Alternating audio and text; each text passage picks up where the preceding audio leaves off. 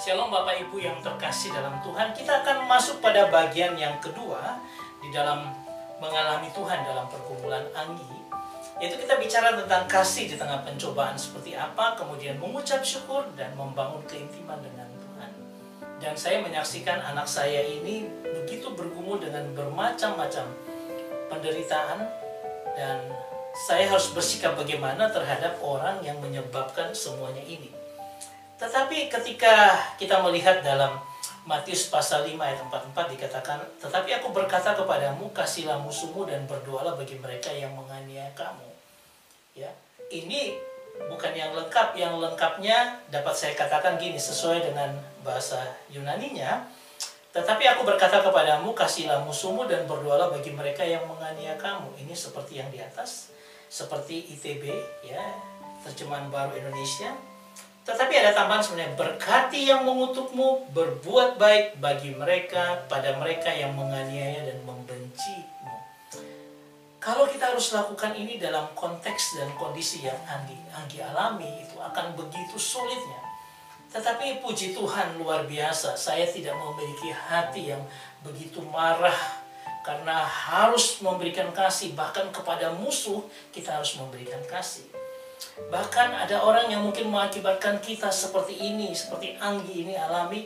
Saya harus berdoa, berharap yang baik untuk orang itu, ya, dan memberkati walaupun dia mengutuk ataupun menganiaya kita harus berbuat baik. Ini adalah ciri khas orang Kristen, dan itu yang saya belajar dan saya alami dan saya lakukan dalam kehidupan ketika bergumul, yaitu kasih di tengah pencobaan seperti ini.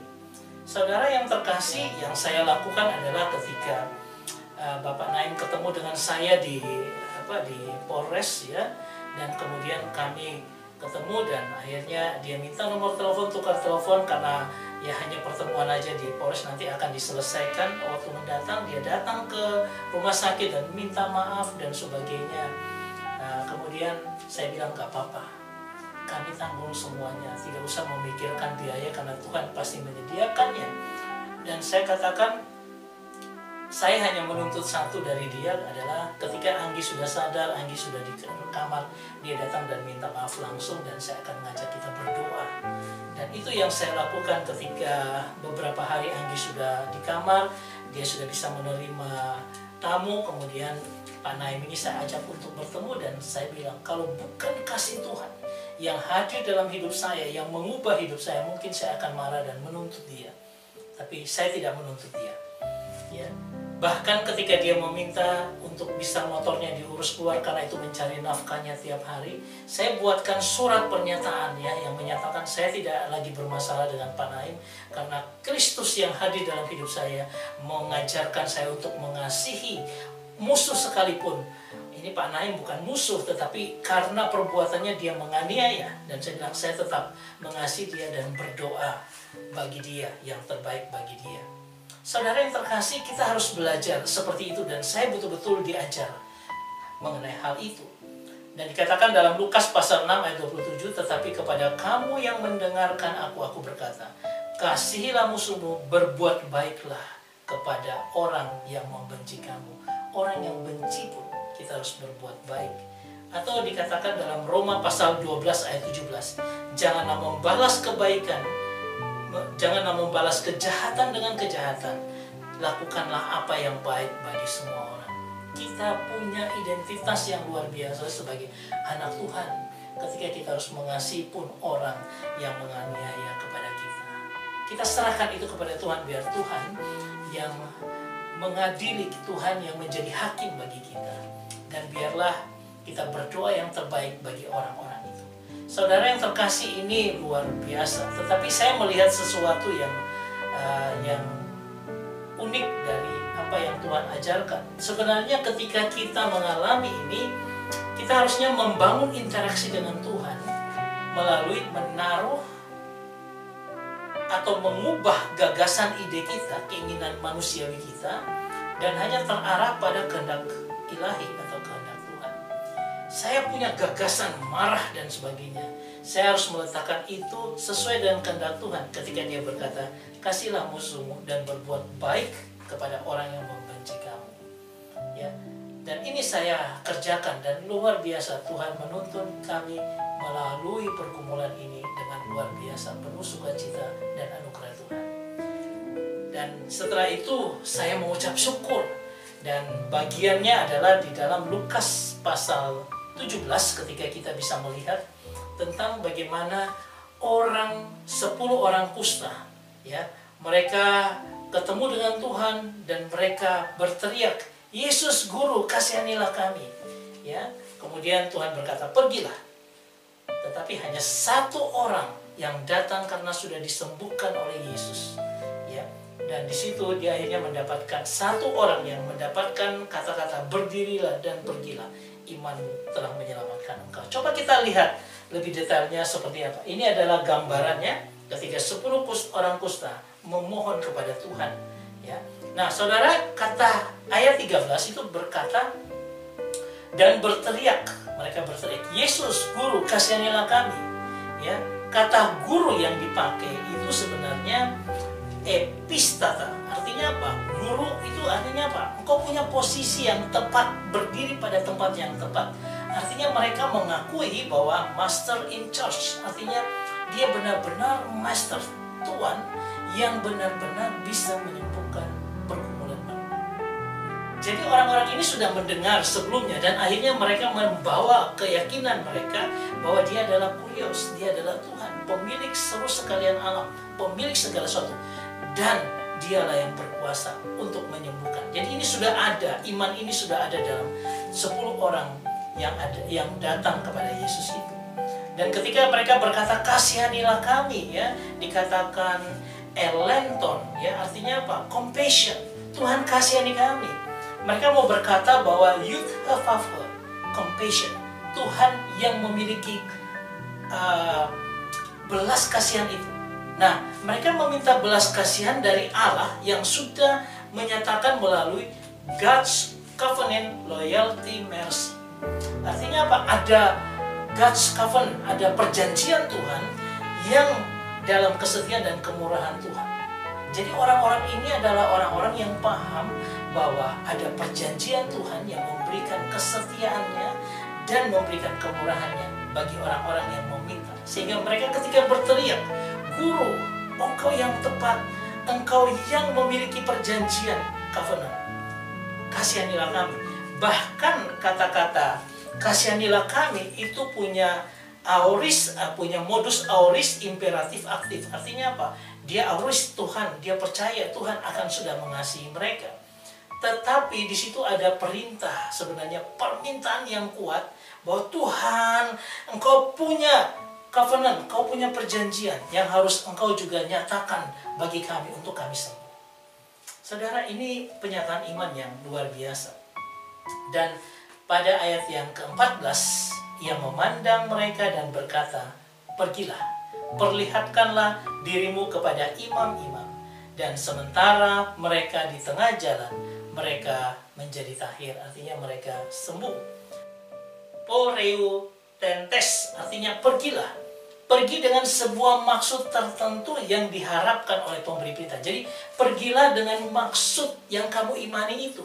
Pergilah dengan menyatakan bahwa kamu mengimani aku sebagai Tuhan, pemilik segala sesuatu, penguasa segala sesuatu. Pergilah. Bukan pergi karena diusir, bukan pergi, tapi dia mau pergi dengan imanmu itu, nanti kamu balik lagi gitu. Maksudnya seperti itu. Dan ini adalah kata kerja aorist partisipatif pasif, ya. Artinya apa? Ini harusnya mereka ikut berpartisipasi karena mereka sudah punya iman yang ada itu. Pergilah dengan iman itu untuk dilihat oleh para imam untuk menyatakan mereka tahir. Nah, inilah yang menjadi, jadi dia sudah memiliki iman yang luar biasa dan disuruh pergi dengan tujuan itu. Nah, yang terakhir adalah ketika dilihat bahwa seorang dari mereka ketika melihat dia telah sembuh kembali dan memuliakan Allah. Kata melihat yang bisa kita lihat dari horao, artinya dia memandang, dia mengalami, baru dia memahami. Artinya dia melihat dengan iman yang ada. Dia melihat dengan dengan perspektif rohani bahwa dia sudah sembuh, dia percaya luar biasa ini orang yang tepat dan sudah menyembuhkan. Ketika dia kembali, ada satu pertanyaan, kok hanya orang ini yang datang untuk memuliakan Tuhan? Kata memuliakan Tuhan dari doxazo yang artinya apa? Yang artinya Allah itu memberikan sebuah pengenalan bobot akan Tuhan, yaitu pengenalan, ada memberi sebuah kemuliaan dalam kehidupan orang, kemudian kemuliaan yang ada itu dipakai untuk dipersembahkan bagi Tuhan. Ada sesuatu bobot yang masuk, kemuliaan Tuhan yang masuk, yang harus kita persembahkan lagi kepada Tuhan. Dan itu yang dilakukan oleh satu orang ini. Orang ini adalah orang Samaria, dan ingat bahwa orang Samaria dan orang Israel itu hampir sama. Mereka punya Taurat masing-masing. Mereka punya pemahaman tentang Taurat, dan orang ini tahu tentang God's covenant. Artinya apa? Itu adalah perjanjian Tuhan, kasih setia Tuhan yang luar biasa, dan dia pegang itu. Dan dia katakan, aku percaya, aku dapat kasih karunia Tuhan. Dan akhirnya apa? Dia melihat, mengalami bagaimana Tuhan menyembuhkan dia, dan dia datang dengan bobot yang sudah Tuhan berikan, dia mempersembahkan, to attribute kepada Tuhan. Saudara, itu yang harus kita lakukan dalam kehidupan kita. Dan akhirnya dikatakan berdirilah, artinya berdiri, dia lebih mantap, tegap dengan kata berdiri. Dan dia sudah dibangun, karena berdiri itu bangkit, dia sudah mantap, tegap. Dan Tuhan katakan pergilah, seperti kata yang pertama. Artinya apa? Dia mendapat kata pergilah dengan maksud tertentu sesuai dengan kehendak yang memberi perintah. Artinya pergilah, layani Tuhan, muliakan Tuhan dengan hidupmu. Ya, karena apa? Imanmu telah menyelamatkanmu. Saudara yang terkasih, inilah juga yang kami alami ketika apa? Kami melihat ada kemuliaan yang Tuhan taruh dalam setiap proses yang kami alami. Sehingga saya mau berdiri dan menunjukkan ini loh, kemuliaan yang Tuhan nyatakan, biarlah Tuhan dimuliakan. Saya persembahkan semua yang kami alami ini menjadi sebuah pengalaman untuk bisa dilihat dan menjadi pelajaran untuk memahami Tuhan.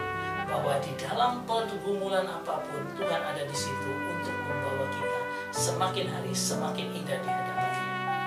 Jadi, saya ingin membagikan ini semua untuk apa? Menyatakan kemuliaan Tuhan yang dahsyat dan luar biasa.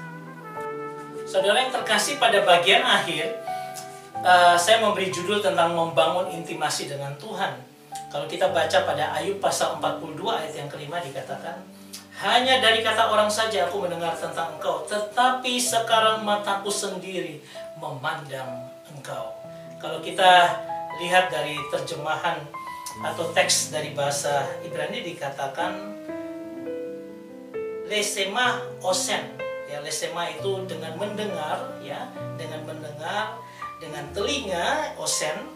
Kemudian sematika, ya, aku sudah mendengar tentang engkau, ya, veatah, tetapi sekarang, ya, dikatakan my eye eni raateka, artinya mataku sekarang melihat engkau, memandang engkau.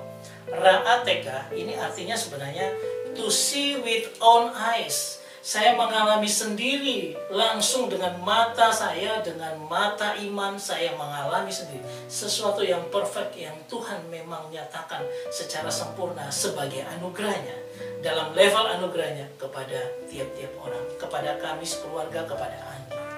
Itu yang belajar mengalami Tuhan, membangun intimasi dengan Tuhan. Itu yang Anggi alami dan kami semua alami. Bahkan ketika kita baca di dalam Mazmur pasal 34 ayat 9 dikatakan, kecaplah dan lihatlah betapa baiknya Tuhan itu, dan berbahagialah orang yang berlindung padanya.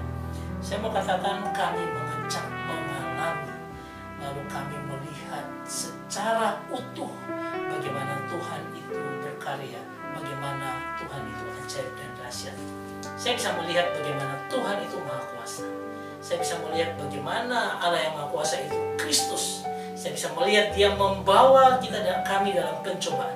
Supaya apa? Dia menguji kita, melakukan proses yang luar biasa, menaikkan kehidupan rohani kita untuk semakin mengenal Dia. Dan saya melihat kasih-Nya yang Dia pancarkan, lalu itu nyata dalam kehidupan kami ketika kami mengasihi orang yang menganiaya, orang yang membuat semua ini terjadi. Bahkan saya mengucap syukur karena ada bobot kemuliaan yang Tuhan sudah nyatakan dalam kehidupan kami bersama dengan Anggi. Dan pada akhirnya itu semua membangun akan sebuah intimasi dengan Tuhan. Kami semakin hari semakin dekat dan semakin ingin terus belajar mengenal akan Tuhan. Saya katakan ada level-level tertentu yang Tuhan bawa kita untuk mengalaminya. Dan biarlah itu menjadi pengalaman juga bagi teman-teman, saudara-saudara sekalian. Saudara yang terkasih, ketika kita kembali pada kata-kata ayat 5, dikatakan, tetapi mataku sendiri memandang engkau. Saudara, saya mengalaminya sampai dengan setelah 30 hari, hari ketiga setelah Anggi keluar, kami rawat jalan. Dan luar biasa ya, Tuhan membawa kami. Anggi akan segera juga operasi yang kedua. Tetapi kami percaya bahwa semua itu adalah untuk hormat dan kemuliaan nama Tuhan. Saya katakan puji Tuhan Yesus yang dahsyat dan ajaib. Dan saya mau katakan juga terima kasih untuk semua doa, dukungan rekan-rekan untuk Anggi dan kami sekeluarga. Saya boleh melihat bagaimana kasih Tuhan yang dahsyat ketika begitu banyak orang yang juga ikut bergumul dengan Anggi. Ya, tidak terbatas pada foto-foto ini yang sempat bisa saya ambil. Ada teman-teman, rekan-rekan dari persekutuan alumni Petra, ya, Pakta, yang juga menyumbang dan juga mendoakan dan juga memberikan kursi roda untuk Anggi pakai. Juga ada rekan-rekan pelayanan dari GKRI yang terus mendoakan. Juga ada rekan-rekan dari daerah sini, dari kampung dan sebagainya, yang luar biasa memberikan dukungan pada kami. Dan kami hanya menyampaikan terima kasih. Dukungan doa itu luar biasa memberikan kekuatan kepada kami. Dan biarlah Tuhan yang ajaib dan dahsyat itu yang akan membalas semua budi baik teman-teman semuanya. Sampai di sini pengalaman saya mengalami Kristus, dan saya harap ini menjadi pengalaman kita semua. Terima kasih. Tuhan Yesus memberkati kita semua.